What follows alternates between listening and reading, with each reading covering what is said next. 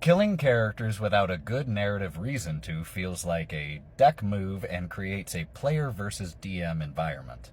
I understand where this person is coming from, but at the same time, I also kind of disagree. Let me preface this with the usual caveat: it depends on your table, it depends on your game, it depends on your friends. Read the table, read the game, create the type of game that your players want to play.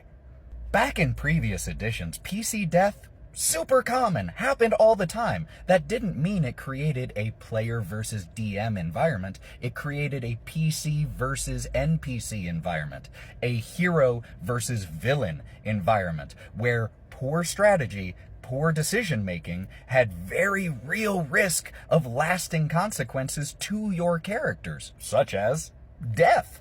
In my opinion, and this is purely my opinion, too many DMs in D&D 5th edition shy away from PC death, as if it is something to be avoided at all costs in the story, as if it is a sign of failure on the part of the DM, as if it is a sign of aggression on the part of the DM towards the players. I don't think that's what it is at all. I think that having PCs have the ability to be killed in combat is simply establishing that this world is dangerous.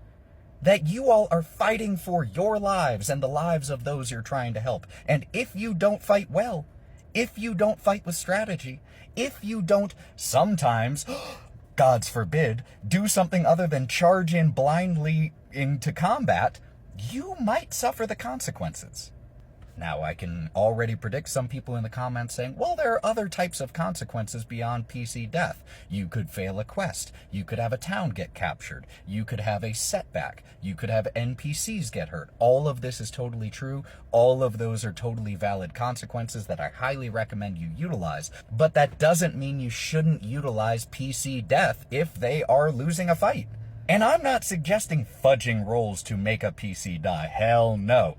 But if they're losing a combat, and if it is fitting for the enemy to finish off that PC, finish them off.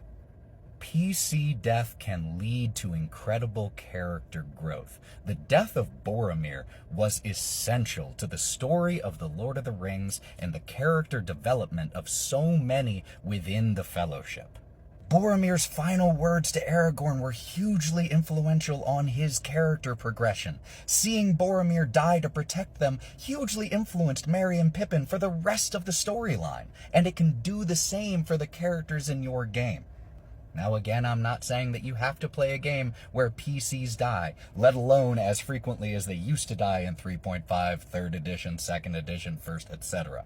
What I am saying is that PC death is not a failure on the part of the DM or on the part of the players. It is a valid part of story. It happens so often in almost all fantasy media we consume. Books, anime, movies, shows. Why shouldn't it be present in our role play? All of this is to say that I disagree with the assertion that having a PC die in combat, even against trash enemies, creates a DM versus player environment. I don't agree with that.